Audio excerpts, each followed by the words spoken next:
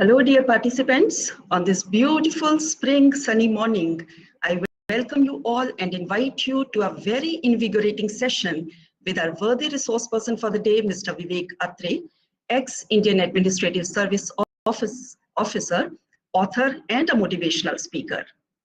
As institutional coordinator, RUSA, I am both proud and humbled to welcome our heterogeneous group of 1,300 participants who are 100 people, around 100 people in this Google Meet, and the rest are watching on YouTube as the event is being live streamed on YouTube.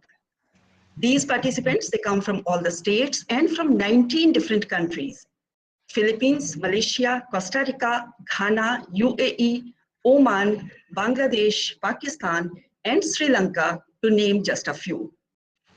Our group today comprises senior academicians, faculty members, researchers, media persons, and young students in the by the National Higher Education Mission, a flagship initiative of the Ministry of Education. Before we begin the proceedings of the session, I, on behalf of Madam Principal, staff, and students, take this opportunity to express our thanks to Mr. Vivek Atre for accepting our invite.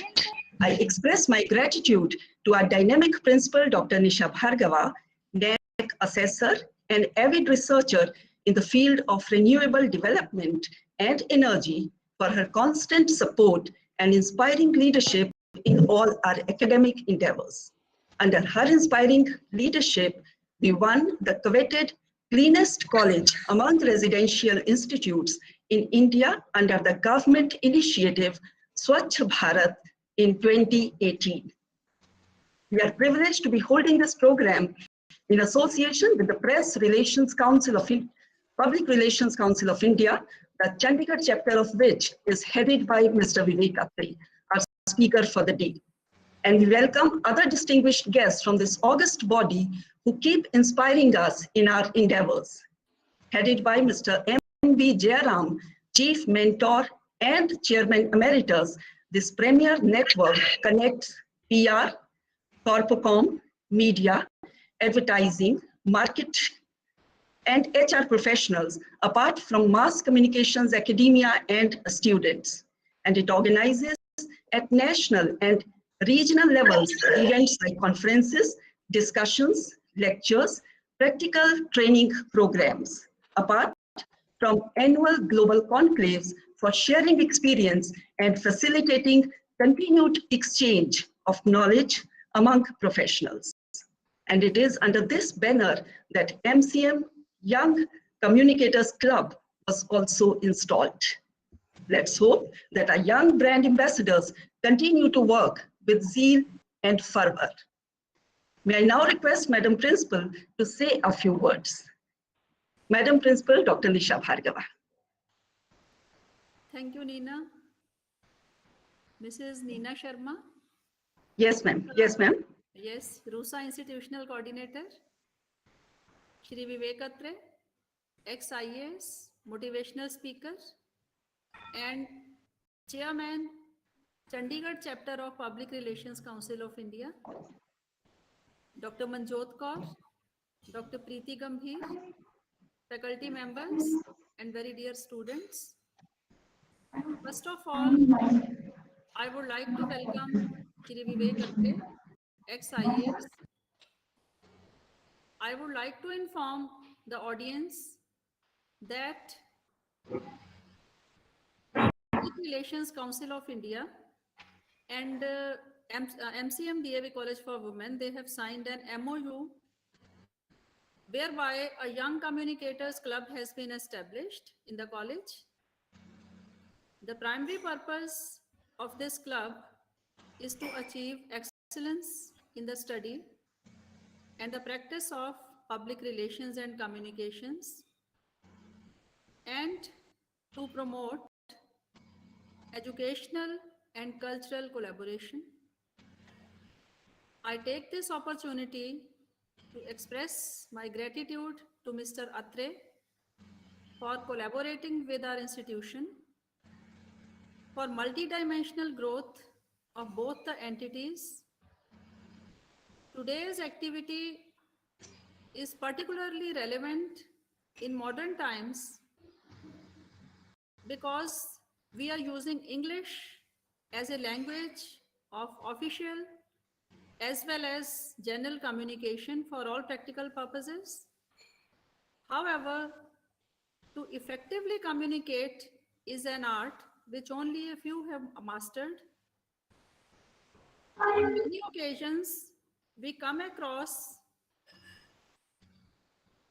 such situations when communication becomes funny and at the same time lacks substance.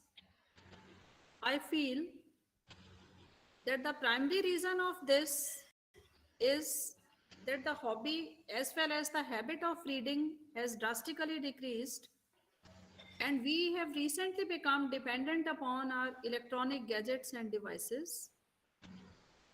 I'm sure that today's discourse will effectively address the issues and doubts related to official communication. This event is being organized under the aegis of RUSA, and I would like to mention that RUSA has provided invaluable help in terms of infrastructure as well as human development. I congratulate Mrs. Neena Sharma for her wholehearted involvement in the RUSA venture. Once again, I welcome everyone and my best wishes for today's event. Thank you very much. Thank you so much, ma'am, for all your best wishes. We always bank on your inspiring leadership. Thank you, Neena. Thank you. May I now introduce our worthy speaker for the day, Mr. Vivek Atre, who also happens to be on our Board of Governors of RUSA, Rashtriya Uchchatar Shiksha Abhiyan, an author of 3 books titled Finding Success Within, Move on Bunny, and Dubeji Bounces Back. Mr. Atre followed his heart's desire and resigned his coveted position as an Indian administrative officer, a position which he held with aplomb, a lot of commitment and dedication of 25 years. And he took the road less traveled by and is pursuing his passion for speaking and writing as a full-time motivational speaker and author. As a TEDx speaker, Mr. Atre has commendable talks to share with all of us. He continues to inspire people, and some of his most liked and followed talks are Read a Book, Write a Book, Winning Through Emotional Intelligence, Being Indian in a Global Era, Life and Its Real Goals, The Ingredients to be an All-Rounder Living Simple but Superb Life. Mr. Atre is also a mentor at the Shulini University of Biotechnology and Management Sciences. And Mr. Atre has been a very guiding presence for all our students at various occasions, and our students continue to take benefit of his motivational talks. Mr. Atre has written on topics which have gained relevance and a renewed relevance, in fact, in times of pandemic, as we have seen distances melting and boundaries blurring. Mr. Atre has consistently contributed to the cause of empowerment through education by organizing workshops in a very thoughtful way to handle the concerns of aspiring academic leaders. With such stellar achievements to his credit, we can't wait to listen to Mr. Atre as he highlights the importance of communication in a world where network is our net worth. And communication bloopers can actually ruin the interpersonal relationships. Over to Mr. Atre. Sir, the platform is all yours. Thank you very much, Mrs. Neena Sharma, for the introduction and welcome. And thank you very much, Dr. Nisha Bhargav, the principal of MCM DAV College, Chandigarh, for always being so warm and welcoming, and a lovely moment for me to be addressing your faculty, students, as well as members of the Public Relations Council of India, many of them joining from other parts of India. And thanks also to Mr. Ashish for coordinating so well. And I believe that students from, I see a lot of them from Andhra Pradesh who are writing their names, a lot of them from Punjab, a lot of them perhaps from Delhi and other parts of India. And as you rightly said, about 19 countries have also joined in some way or the other, somebody or the other. And therefore, I think it is extremely important for us to come to the point and the topic as quickly as possible, because this topic is something which is something close to my heart. The first thing I'd like to say is that communication is the key to human society. Communication without exactitude and without being precise is often very misleading. So we need to talk a bit about communication as a whole before I come to communication in the official domain. Because the topic of this webinar is that how not to communicate in official terms, but we will also talk about general points and nuances of communication. You see, often what happens, the first thing that I must say is that human beings do not really listen. And especially in a busy life like these days we all lead, with the smartphone keeping us busy and technology and information coming at us from all angles, very few people are patient listeners. It is extremely important for people to be receptive. Communication is never one way, and you all know this. Communication has to be two-way. And for communication to be two-way, one has to be a good listener and the other has to be a good orator, or the same person has to become a good listener and a good speaker alternately. So if I say that a good communicator is one who speaks little and listens more, I will not be off the mark.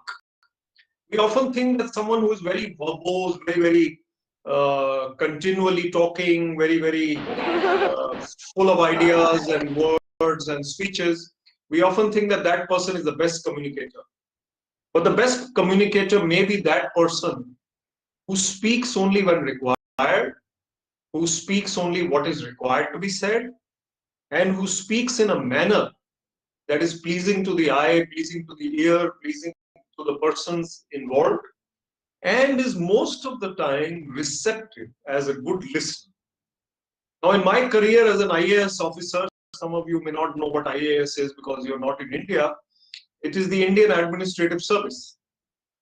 And I was from the state of Haryana, Haryana Civil Service Officer, and then I became an Indian Administrative Service Officer on promotion.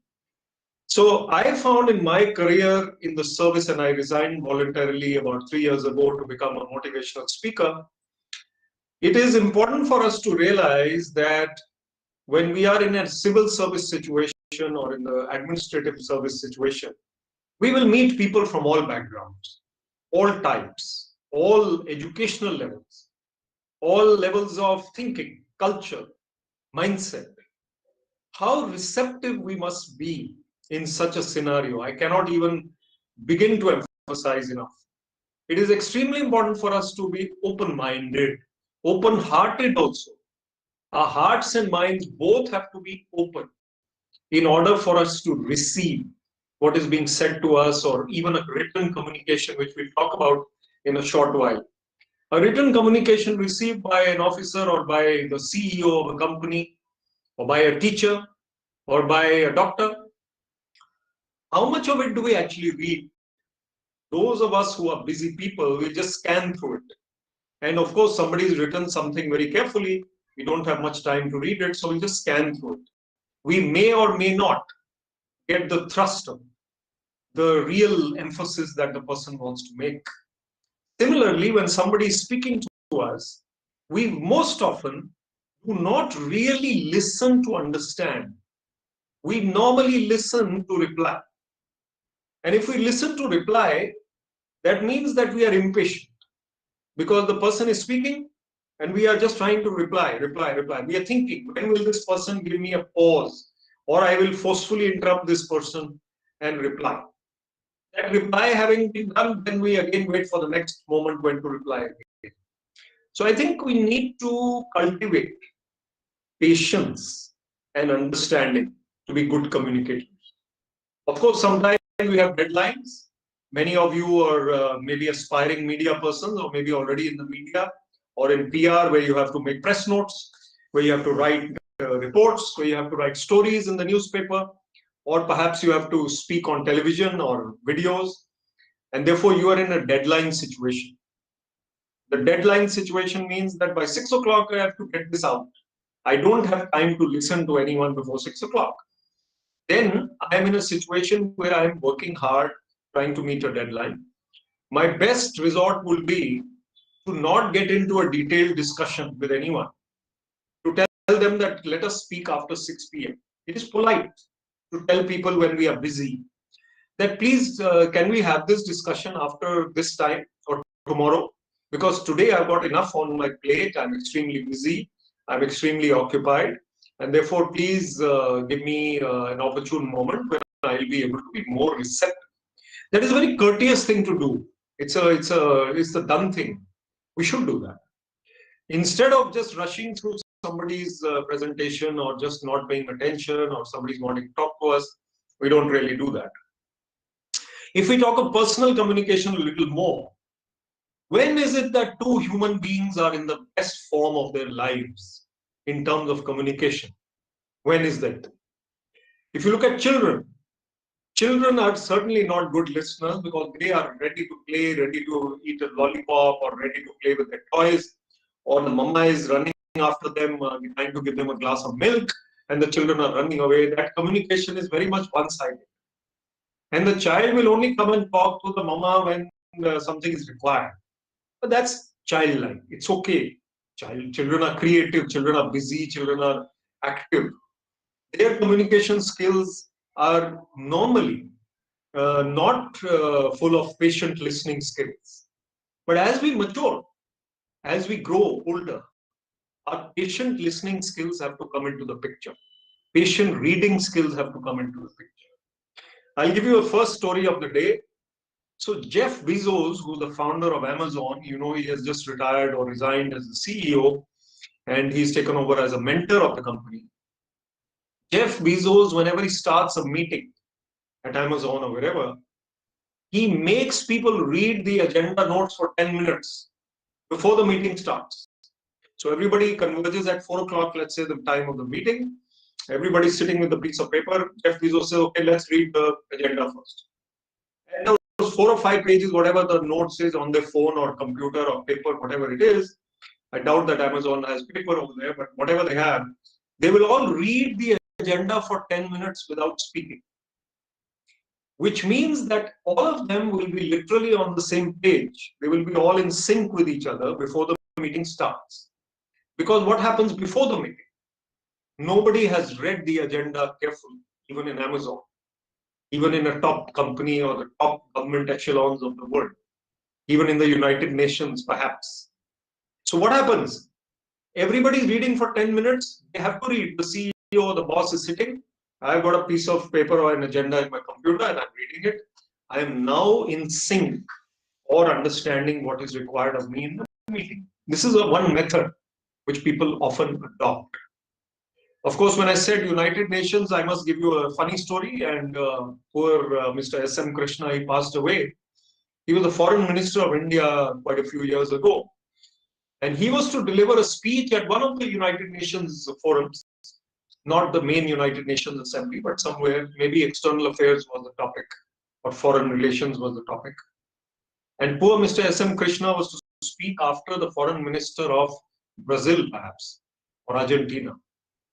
And he went up to the dais to speak, and he found a speech over there, and he started reading from it. Now, the problem was that that speech was not his speech. It was the speech of the previous foreign minister of the other country. And he started reading from that speech. And when he started reading from it, he realized only after reading 1.5 pages, when it came to the government of Brazil, that he realized that he's reading from somebody else's paper. And then his officers or colleagues rushed with the right speech for him to read. Official communication, if we talk about it, is full of funny incidents. Now, I was Director Communication of the Chandigarh administration or the government. Now, as Director Communication of the Chandigarh administration or government, I was supposed to defend the government for whatever it did. It was my job that the media did not publish anything untoward, unfair, or something that was not up to the mark about the government, or something that we could not have published in the government, about the government in the newspapers. So therefore, it was extremely important for us to realize that we have to keep the media well informed. So one mode of official communication, and some of you may be communication experts or professionals for organizations, could be government, could be academia, could be private sector organizations, or you could be students.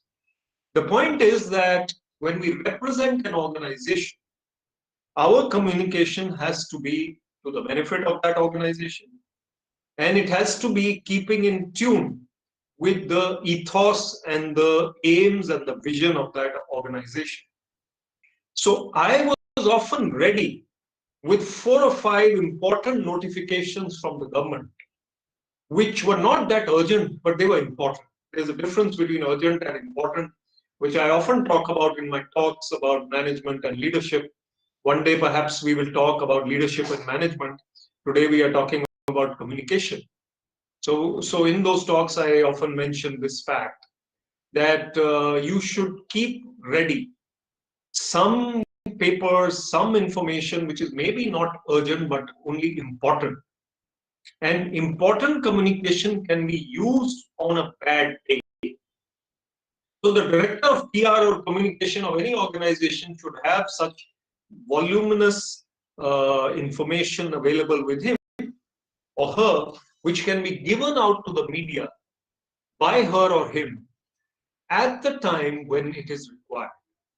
So, for example, if the government finds that today something untoward happened in the city of New York, and you may have read or heard, all of you, that there is a power crisis in the state of Texas in the US at the moment. Power gone, water not coming, people have moved to 1 or 2 safe places. It's very cold, though Texas is not a cold place, but this is the peak of winter perhaps. So people are uncomfortable. Now, in such a situation, the government cannot defend itself.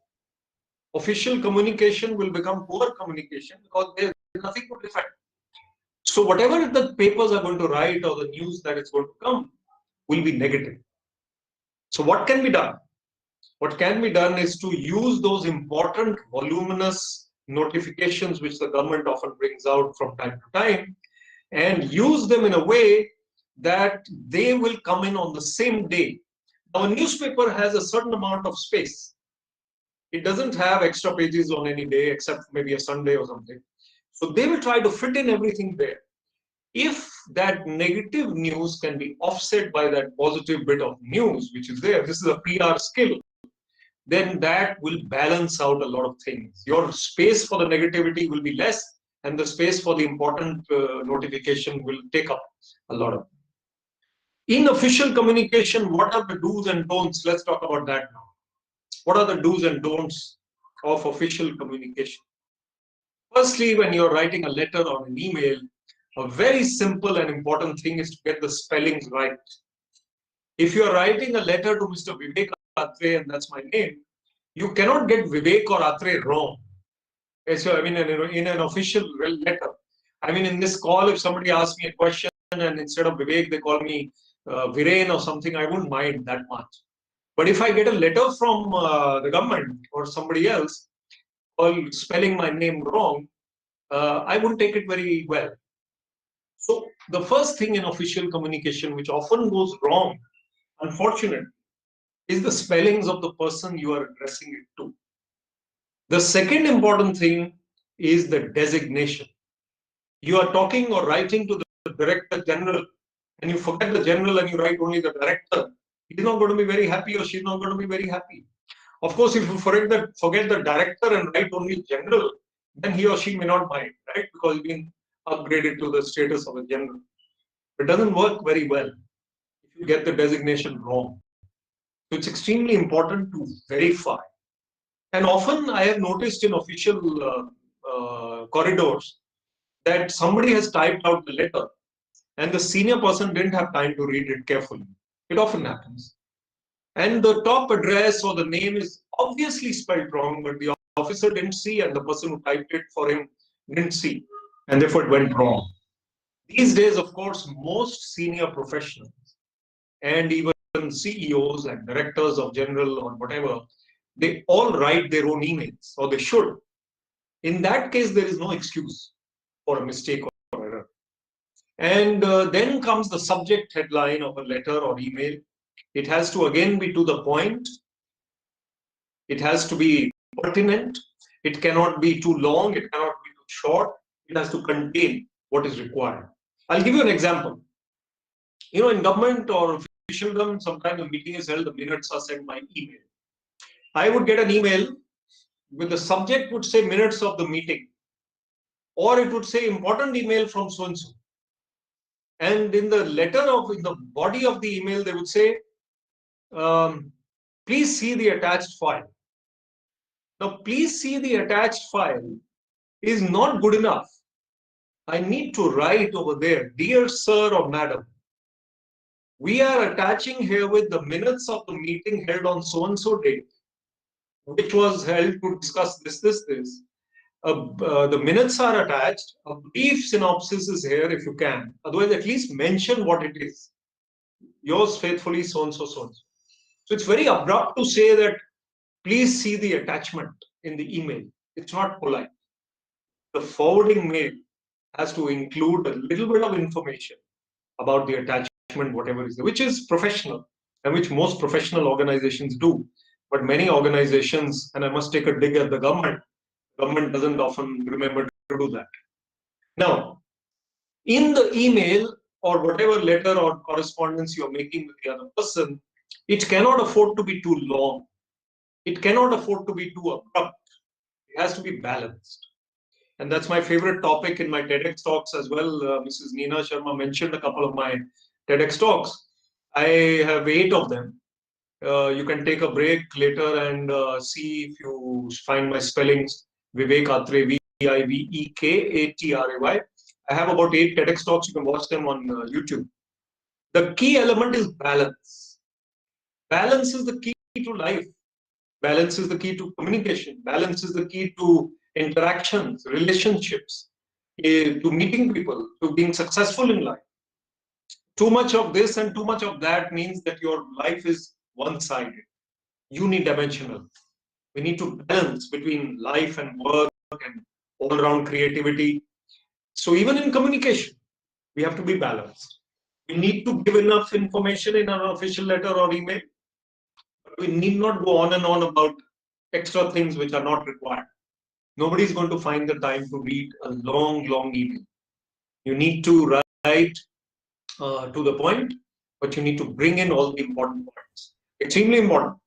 So write an email or a letter with the correct name, the correct designation, an appropriate subject, and a structure which is pleasing to the eye, not too long, not too short. Of course, write your name at the end and don't misspell your own name. That also people do. Believe it or not, I have been on webinars where the person who has entered the meeting, Zoom or StreamYard or Google Meet or Microsoft Teams or whatever it is, and the person has spelled his own or her own name wrong. I mean, you can't afford to do that because you are in a hurry and ma'am is waiting for you.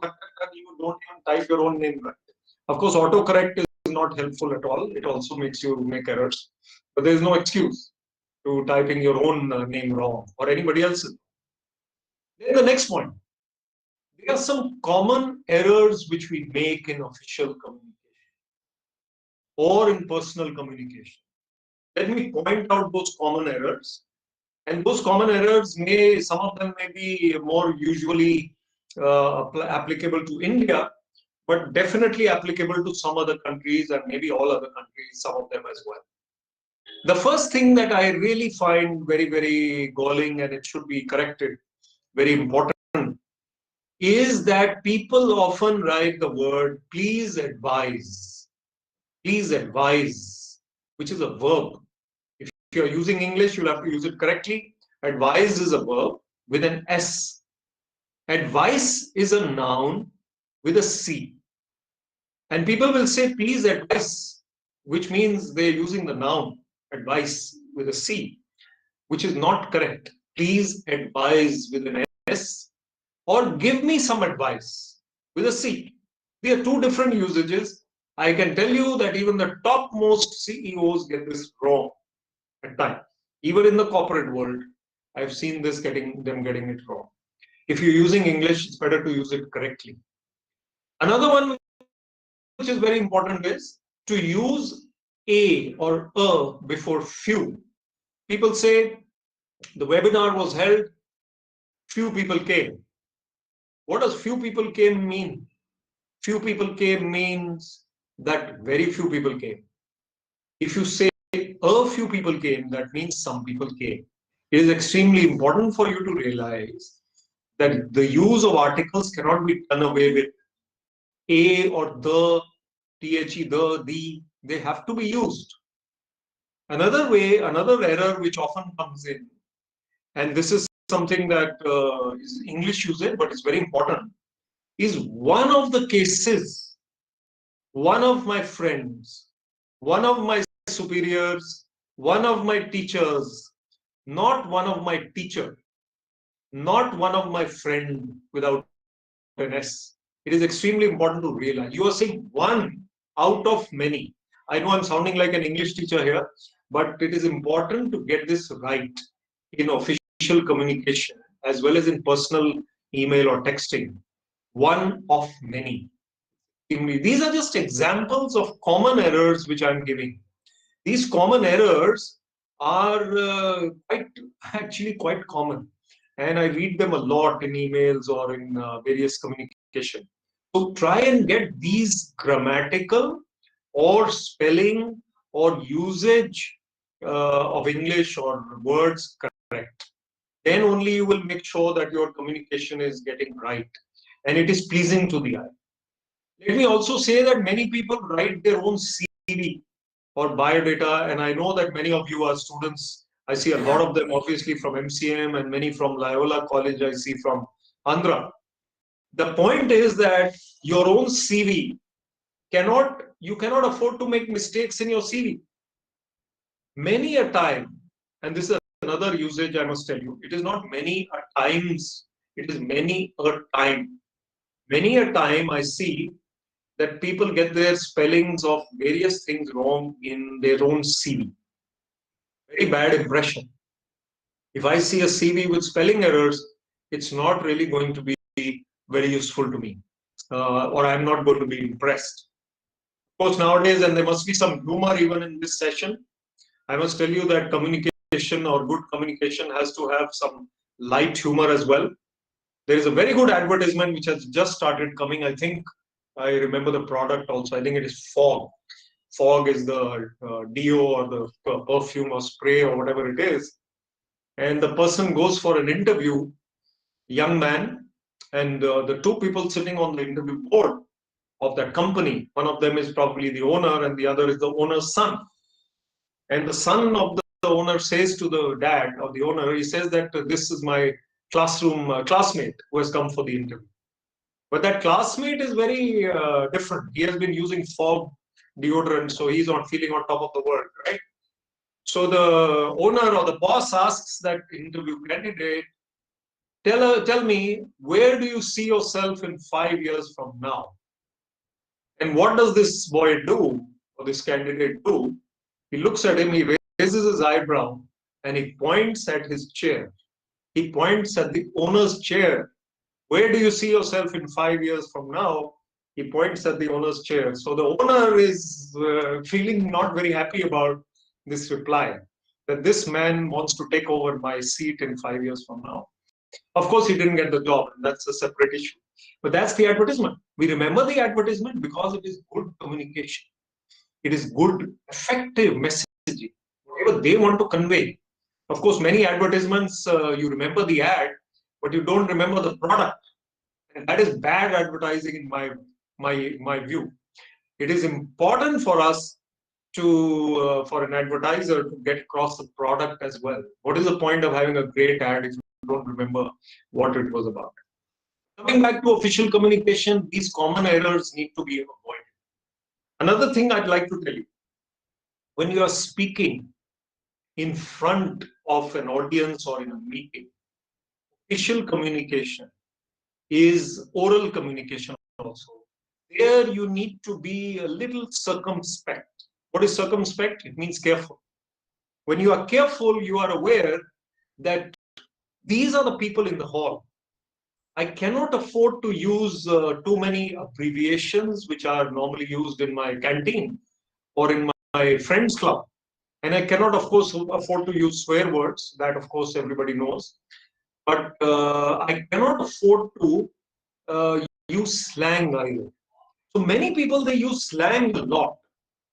And if something goes wrong, let's say the slide mover is not moving or the power goes or something, you might even let out, and some people will understand what I'm saying, you might even let out an expletive. You're not supposed to do that. A swear word. Never do that.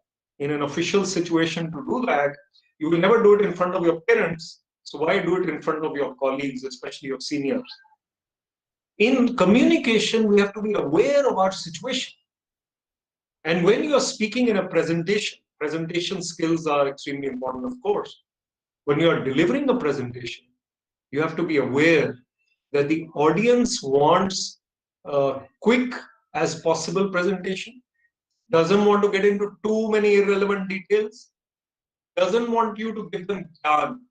That means that doesn't want you to take them as if they are nincompoops or not very sensible people and you're the only person in the room who is sensible. Doesn't want you to do that. So it is important for you to present as if you are participating, as if you are interacting with people in a way that they are also intelligent and they have a right to, they have a right to respond, to react in a way that is extremely, extremely useful or relevant.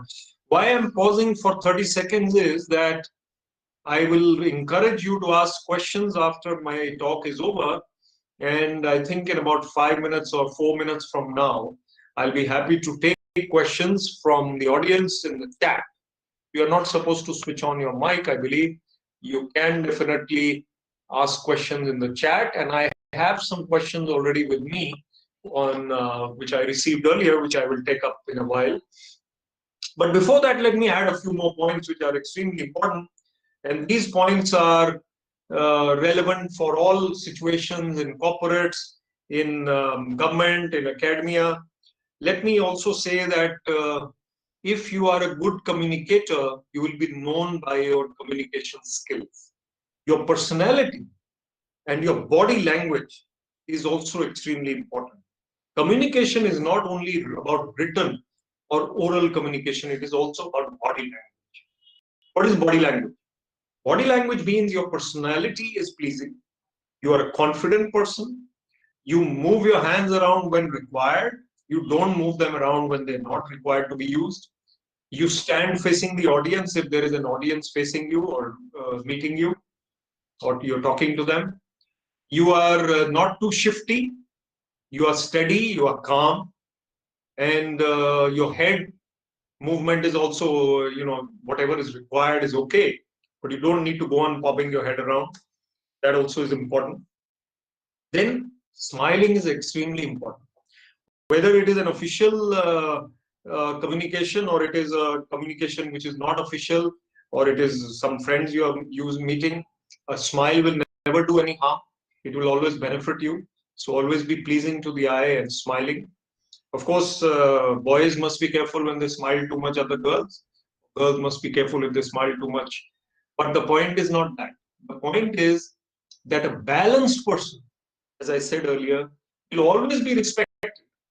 And balance is the key. So we are serious when required. We are humorous when required. We smile when required or when we should. And we don't smile when we're not supposed to smile. That also is. I have some points which I'm going to take up now. And after that, I'll tell you a story and then we can take questions. So be ready with your questions.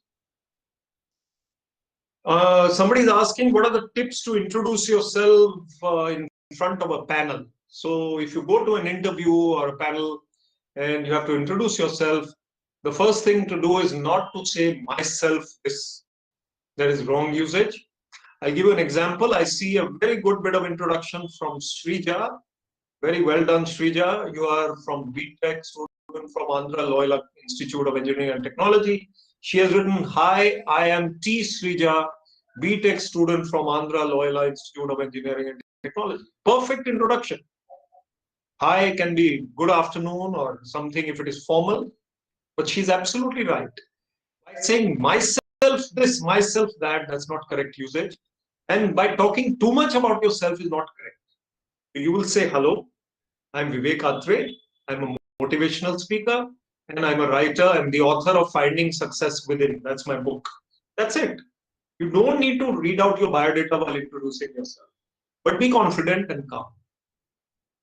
How to say no nicely? That's a question I've got from you all. Now, how to say no is extremely important. Sometimes we cannot agree to whatever has come before us. The way to do it is to do it tactfully. To say no, and the author of finding good reasons why you're saying no, and to be careful that you don't hurt the other person and make them feel good, even to accept them. How to communicate with higher authorities is the question. Well, to higher authorities, you have to be respectful, obviously, but don't go on saying, sir, ma'am, ma'am, ma'am, ma'am, ma'am. Don't do that. Just be absolutely, absolutely reverential, but not overdoing it. That's extremely important as well. Then I have a question. What are the ways for leaders to communicate effectively, even in a highly pressurized environment amidst quarrelsome teammates? Yes, there are many quarrelsome teammates and pressurized environments. The thing is to be calm and solid with it. I think meditation will help you. All individuals who are on this call, please meditate if you can twice a day or once a day. That is extremely important. That if you meditate, you will be calmer in your communication and in your day-to-day wherever you are interacting. You know, in a highly pressurized environment, some people are still calm and some people are, restless. So you be the one who is calm. That's extremely important, right? How to make non-verbal communication effective? Just by being a pleasing personality, just by smiling when required, by being balanced in your way of behaving, in your conduct, in your walking, not ruffled, not rushed, not restless. Restless people are not really pleasing to the eye or pleasing to others. Okay, let me take some questions from the audience already. I have Bushra is asking, what is your expected salary? My expected salary? No. What is your expected salary? How to answer this question? So somebody asked you in the interview, Bushra, that what is your expected salary? You have to have already had an idea that if they ask me, I will say this. Say, sir, I'll go by what you say, but normally I would expect this much. That's the best answer. I'll go by what you decide, but I would have expected this much, or I would have thought that this would be appropriate. That is how you answer that question. Serena is asking, is dressing a part of personality? Serena, you were playing in the Australian Open, Serena Williams, and now you're not playing in the Australian Open. I'm only joking. Serena is obviously not Williams. Is dressing sense a part of personality? Of course it is. You have to have the right combo. You cannot be wearing a purple tie with a red shirt and blue coat and white trousers. You may be okay. I'm all right with that. But you have to have some dress sense, yes, and your hairstyle as well. Okay, then Nina ma'am is saying you will have a group photo at the end, so please be ready for that. Don't go away. Balaji is asking. Oh, Balaji is introducing himself. Okay, good. Balaji, nice to meet you. Ikra is joining from Jammu Kashmir. Very good. And Alapati is asking. Alapati is introducing herself or himself. Could be herself. Bushra is saying thank you. Good. Okay, so I've got another one here.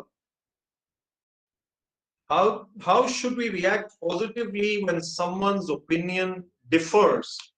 So I have a small video on my channel. You can even follow my channel. I'll write down the name of the channel. The video is about agreeing to disagree. So sometimes you have to agree to disagree. You cannot always agree on various points. So that means you respect each other. You are respectful of the other, and you are not in a rush to say, no, I don't want to do this. No, we can't agree and all that. So you have to appreciate the other person's point of view. You agree to disagree. Okay, we can't see eye to eye, but let us come to a common understanding. That is how you work. I've written down my YouTube channel, which is Vivek Atre, and my Instagram ID is also there, Vivek Atre. So I'll expect about 1,000 more followers after today, because all of you are listening on YouTube, Facebook, and Google Meet. So I'll expect that all of us will become friends on social media. After that, I have what are the right ways of expressing contradictory opinions so that the other person won't feel offended? Exactly what I said in the previous one. You have to agree to disagree. You have to be gentle, calm, solid. You see, there is one very important word, which is firmness. Firmness is more important than anger. People who are angry and trying to get their way by bulldozing others, they're not very good communicators or leaders. You have to do it with firmness. I want this by 5:30 p.m. Be clear. I don't want it by 5:31. I want it by 5:30 or before. So I'm clear, and the person understands I'm firm enough to make sure. Okay, now Nagendra is asking, what answer can I give when I was asked to tell my weaknesses? Okay, so in the interview board, somebody asked you, what are your strengths and what are your weaknesses? You should have this answer ready. You can't think about it at that moment. What are my weaknesses? Let me think. 2 years ago, I said something wrong. You can't think of it there. Think of it beforehand. This is a common question. You know your strengths and weaknesses. Just revise them in your mind. My strengths, let's say I am talking about my strengths. Okay. My strengths are writing and sports and speaking. 3 things. Okay, let's forget administration. 3 or 4 things I'm good at. Weaknesses, I can't dance, I can't cook. 2 things I can't do. I can make coffee. So that's about it. Weaknesses, maybe sometimes I lose my temper. That is not good. So now I'm much better than before. So yeah, I can. So you should know your weaknesses. Say 1 or 2 things. Don't say I have no weaknesses, I'm perfect. Because nobody's perfect, right? Nagendra. So know your weaknesses and mention 1 or 2. How to communicate officially about your complaints? So officially about complaints, you should write an email to the person. You should not go overboard in a complaint. I am not a complaining kind of person, so I would, in my life, I must have written only 1 or 2 complaints. But I think you should be exact in your complaint. You should try to make it precise and not add lots of, anger and details of what happened and this, that. Just make it precise and effective. That's more important. Atula is asking how to avoid the communication gap. Well, I think it's important to avoid the communication gap by being very understanding of others, by having empathy for others.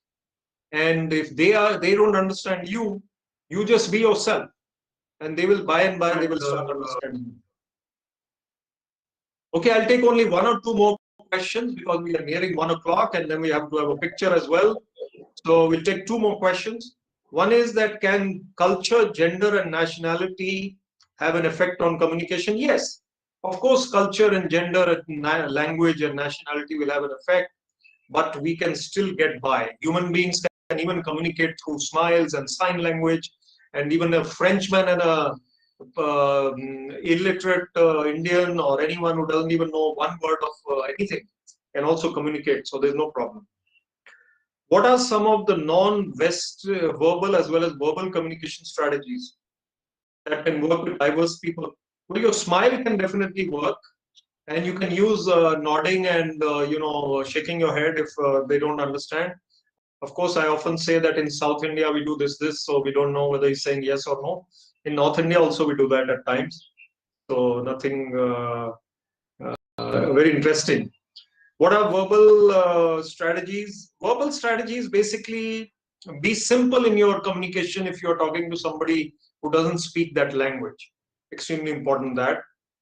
How is emotional intelligence helpful in communication, in official communication? I think it's important to understand that the other person is a human being. He or she is sensitive if you write something wrong. So write in a manner that doesn't offend anyone, but be exact. That's extremely important. Tips for impressive communication. I think you can read my book. I have given tips in that book available online. It has also come in Hindi. It's coming in Hindi soon, actually, but it is available. available in English now. You can read this book.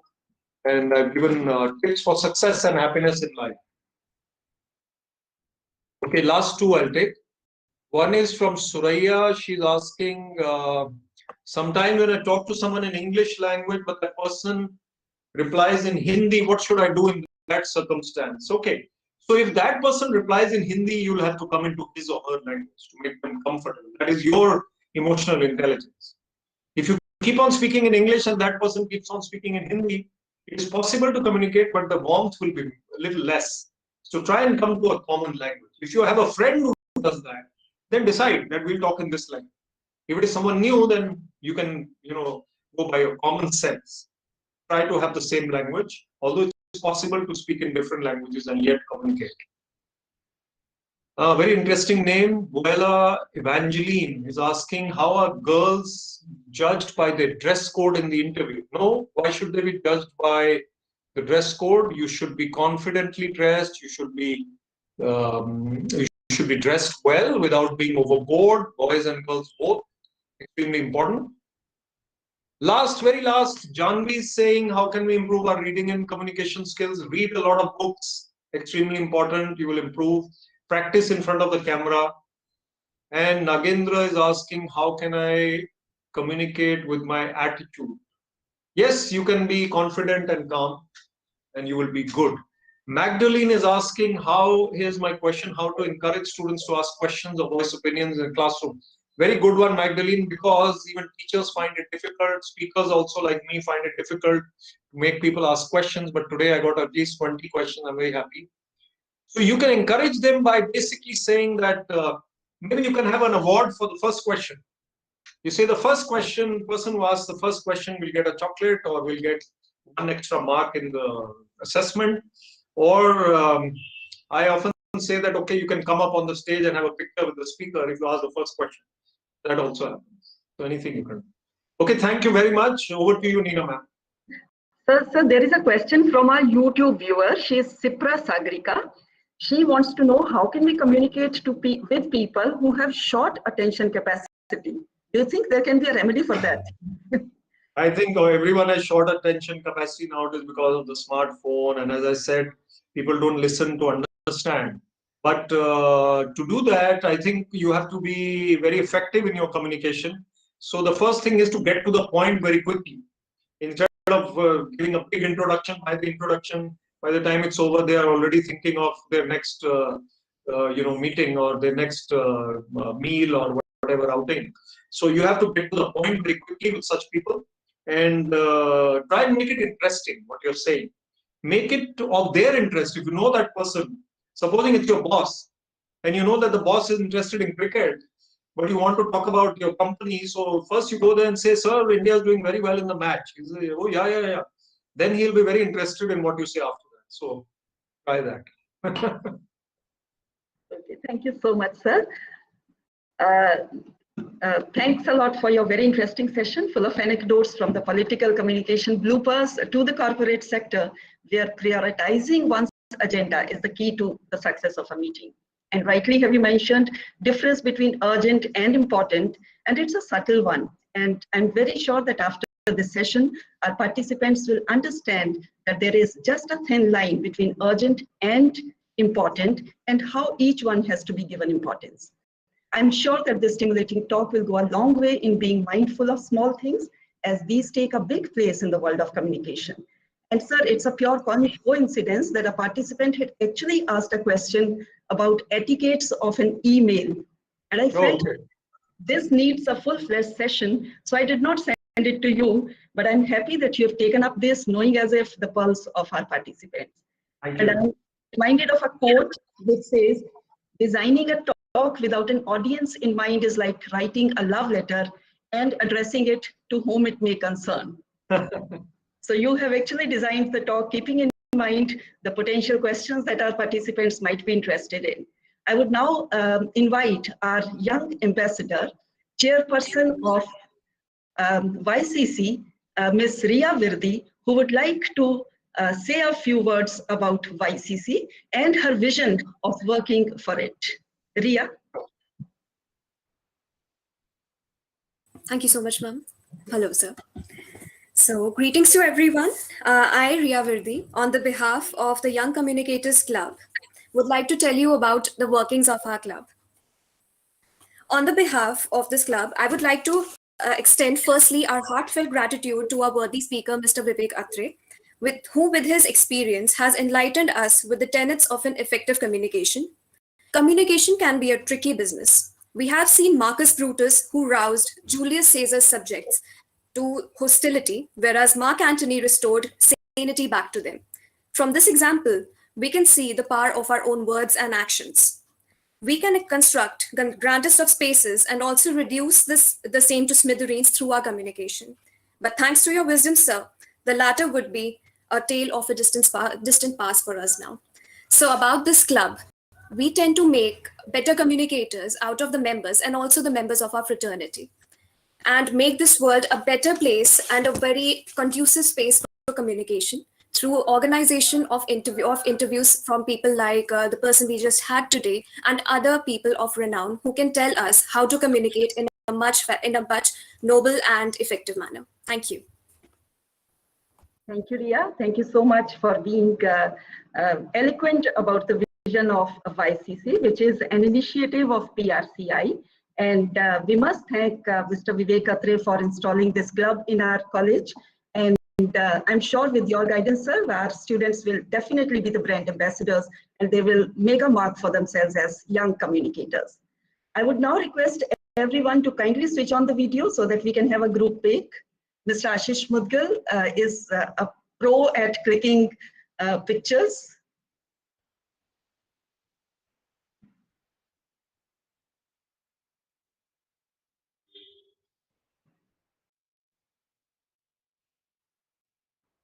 Yes, put on your best smile, please.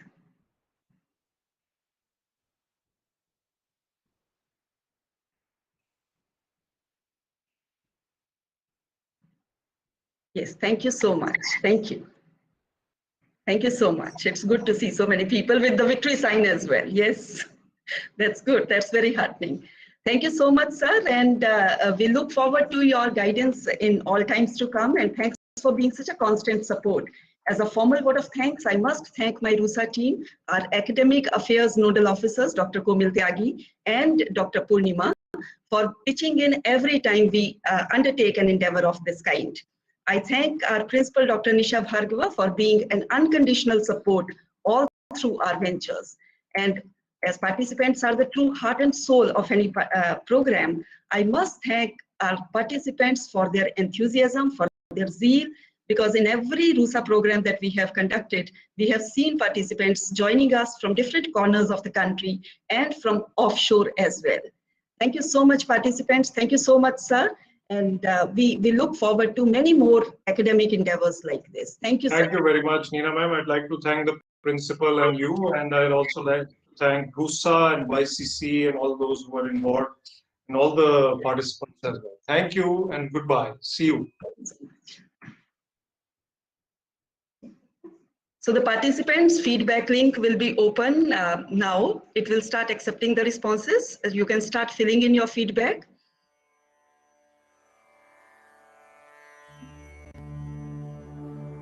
And it's good to see